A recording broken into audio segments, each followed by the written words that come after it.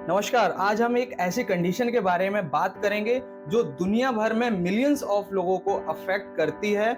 इसको हम varicose veins और वेरिकोसिस के नाम से जानते हैं। आपने इसके बारे में सुना होगा या देखा होगा, लेकिन यह होती क्या है और क्या इसके बेस्ट ट्रीटमेंट होते हैं या हो सकते हैं, चलिए पता लगाते हैं। वेरिकोस वेन्स सुपरफिशियल वेन्स होते हैं जो इनलार्ज और ट्विस्टेड हो जाती हैं। यह यूजुअली लेग्स में डेवलप होती हैं, स्किन के जस्ट नीचे।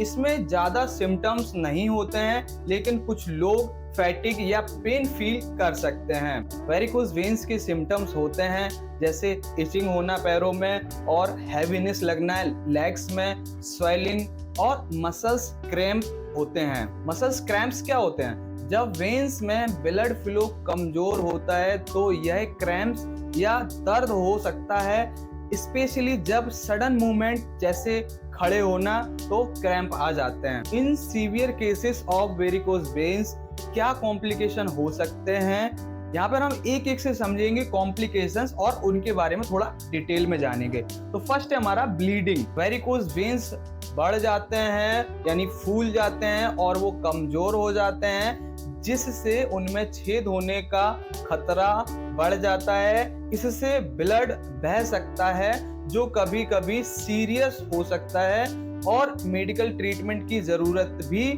होती है इस कंडीशन में। दूसरा कॉम्प्लिकेशन है सुपरफिशियली थ्रोम्बोफ्लेबाइटिस। क्या होता है थ्रोम्बोफ्लेबाइटिस?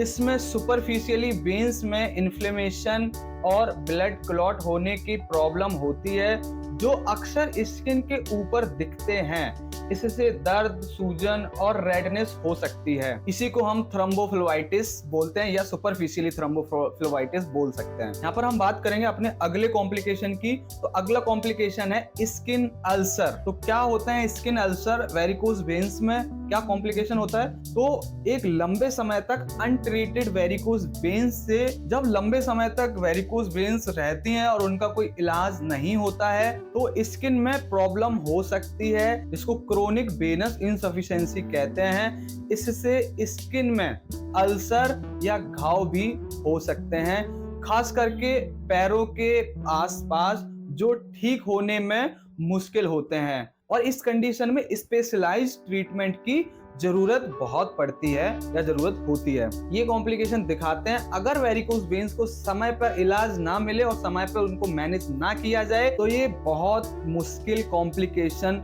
या कॉम्प्लिकेटेड सिचुएशन में आपको डाल सकती हैं। तो जरूरी यही है जैसे आपको वेरिकोस वेन्स डिटेक्ट हो या पता चले तो उसका बेटर से बेटर इलाज के लिए आप डॉक्टर से कंसल्ट करें, तो इसको बढ़ने से रोका भी जा सकता है, इससे बचा जा सकता है। तो वेरिकोस वेन्स होती क्यों हैं? इसका कोई स्पेसिफिक कॉज नहीं होता है, लेकिन रिस्क फैक्टर में होते हैं, जैसे कि ओबेसिटी मतलब मोटापा। जब आपका वेट ज्यादा होता है तो आपकी वेन्स पर एडिशनल प्रेशर पड़ता है जो वेन्स को वीक और डैमेज कर सकता है। अगर हम अगले रिस्क ऑफ फैक्टर की बात करें तो वो है लैक ऑफ एक्सरसाइज, मतलब एक्सरसाइज का ना करना, लाइफ में डेली रूटीन में एक्सरसाइज ना करना। जब आप फिजिकली एक्टिव नहीं होते हैं तो आपकी वेन्स में ब्लड सर्कुलेशन कमजोर हो सकती है, जो वेरिकोस वेन्स का कारण बन सकता है। अगला रिस्क फैक्टर है हमारा लेग ट्रॉमा। चोट लगने से वेन्स डैमेज हो सकती हैं। अगर आपके फैमिली मेंबर्स को वेरिकोस वेन्स है तो आपको भी ये कंडीशन होने का रिस्क ज्यादा होता है। प्रेगनेंसी के दौरान यह ज्यादा कॉमन होती है।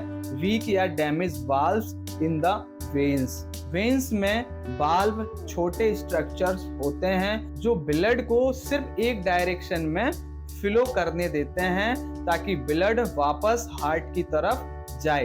अगर यह वाल्व्स वीक या डैमेज हो जाएं तो ब्लड इकट्ठा होने लगता है जो वेरिकोस वेन्स का कारण बन सकता है। अब यहाँ पर हम बात कर लेते हैं इसके डायग्नोसिस की या क्या इसके टेस्ट हो सकते हैं। वेरिकोस वेन्स को टिपिकली फिजिकली एग्जामिनेशन और कभी कभी अल्ट्रासाउंड से डायग्नोस किया जाता है।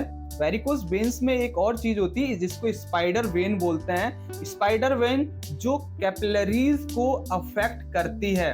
अब कैपिलरीज क्या होती है? जो हमारी वेन्स होती हैं उन्हीं की ब्रांचेस आगे जाके बहुत पतली पतली जो हमारे टिश्यू को ब्लड सप्लाई पहुंचाती हैं उनको कैपिलरीज कहते हैं। वो क्या बोलते हैं, जो स्पाइडर होती है, मकड़ी का जाला होता है, उसकी तरह हमारी बॉडी के स्किन तक, स्किन के जस्ट नीचे वो वहाँ पे अवेलेबल होती हैं। तो जब ये प्रॉब्लम वहां तक पहुंच जाती है तो वहां पे स्पाइडर वेन कहते हैं इस कंडीशन को। इनकी साइज वेरिकोज वेन से काफी कम होती है और यह जनरली कॉस्मेटिक कंसर्न होते हैं। तो फाइनली वो टाइम आ गया है जहां पर अब हम बात करने वाले हैं वेरिकोज वेन्स के फाइनली ट्रीटमेंट के बारे में। बेस्ट ट्रीटमेंट्स क्या हैं इस प्रॉब्लम के। वेरिकोज वेन्स के ट्रीटमेंट्स में लाइफस्टाइल चेंजेस से लेकर मेडिकल प्रोसीजर तक शामिल हैं। लाइफस्टाइल चेंजेस में कंप्रेशन स्टॉकिंग पहनना, एक्सरसाइज करना और वेट लॉस भी शामिल है। कंप्रेशन स्टॉकिंग वेरिकोज वेन्स है, उभरा हुआ टेढ़ा मेढ़ा जो पार्ट होता है वेरिकोज वेन्स को, वहां पे ये स्टॉकिंग कंप्रेस पहुंचाती है, कंप्रेस करती है और वहाँ का जो वेन्स का ब्लड सर्कुलेशन है वो भी बॉडी में प्रॉपर हो जाता है। अगले हमने बात करी एक्सरसाइज करना। तो जैसे कि सभी जानते हैं एक्सरसाइज करिए, रेगुलर बेसिस में सभी को एक्सरसाइज करनी चाहिए, चाहे जिसको वेरिकोज वेन्स हो या ना हो। क्या ऐसे मेडिकल प्रोसीजर्स हैं जो वेरिकोज वेन्स जैसी समस्या को कम करते हैं या खत्म करते हैं? उभरापन खत्म करने के लिए अलग अलग ट्रीटमेंट्स होते हैं, जैसे कि स्क्लेरोथेरेपी या लेजर ट्रीटमेंट्स। जो भी दिखता है उभरापन या टेढ़ा मेढ़ा वेन्स दिखते हैं उसको ये जो प्रोसीजर्स होते हैं वो खत्म कर देते हैं। अब बात करेंगे एडवांस ट्रीटमेंट्स के बारे में, जैसे इंडोवेनस थर्मल एब्लेशन, मेडिकल एडहेसिव और high intensity focused ultrasound therapy, इसको शॉर्ट फॉर्म में HIFU बोलते हैं। वेरिकोज वेन्स उन लोगों में ज्यादातर देखने को मिलती है जो लॉन्ग टर्म खड़े होने वाली जॉब करते हैं,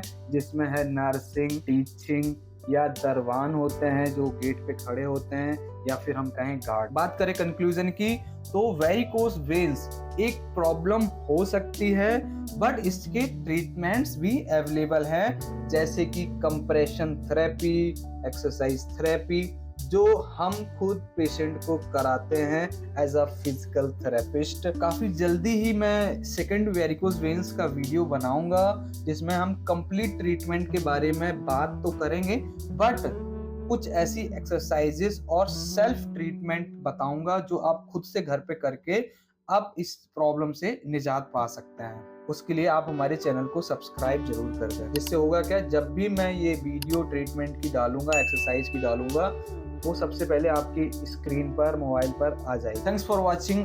नमस्कार।